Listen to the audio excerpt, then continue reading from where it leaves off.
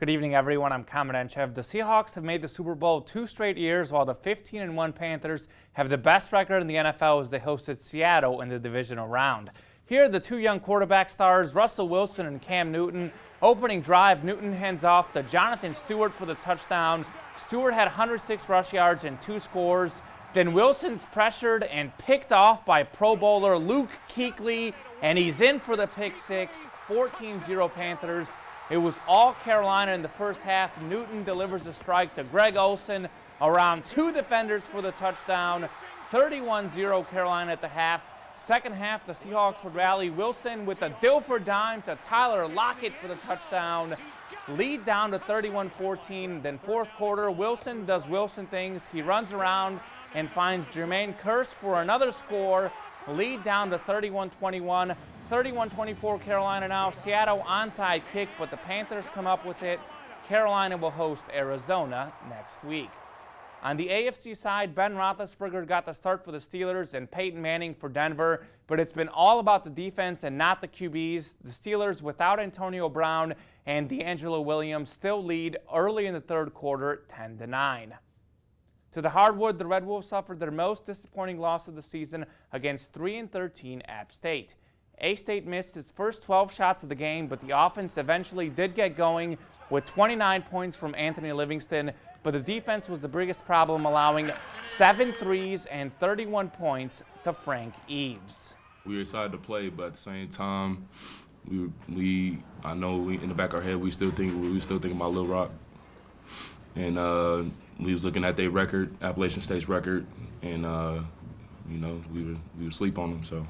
Little Rock coming up on Monday. The Ladies won by 23 after a 20-point halftime lead. Khadijah Brown-Hayward scored a game-high 21, but it was Drea Gamble that was the biggest star with 20 points, 10 assists, and 5 steals as the Red Wolves go to 5-0 in conference. Gamble does it all, but hadn't scored as much lately. I'm focusing on the defensive end. Apparently today, I got out and got some steals and was able to get some easy layups in transition, but it feels good to get going again, but not really worried about the points part of it, just worried about the defense.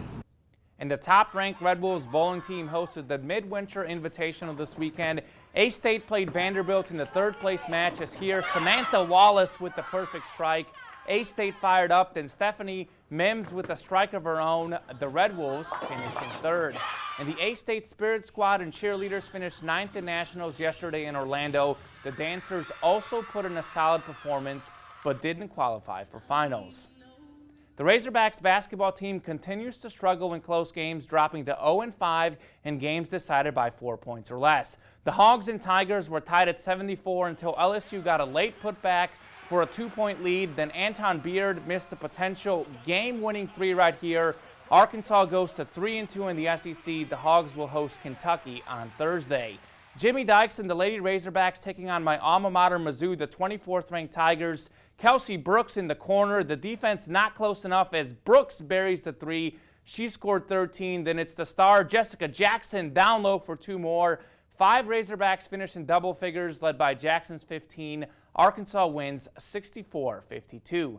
To the NBA, the Grizzlies beat the Knicks 103-95 last night. I've always said I want to see Marc Gasol shoot more. He sure did last night, making 15 of 29 shots and scoring a game-high 37. Memphis goes to 23-19 and has won 4 of the last 5 games. And the Grizzlies playing their best basketball this season. The Red Wolves also going to play Little Rock Monday. As I said, we're going to have more on that at 10. All right, thanks, Coleman. Stick with us. We'll be back.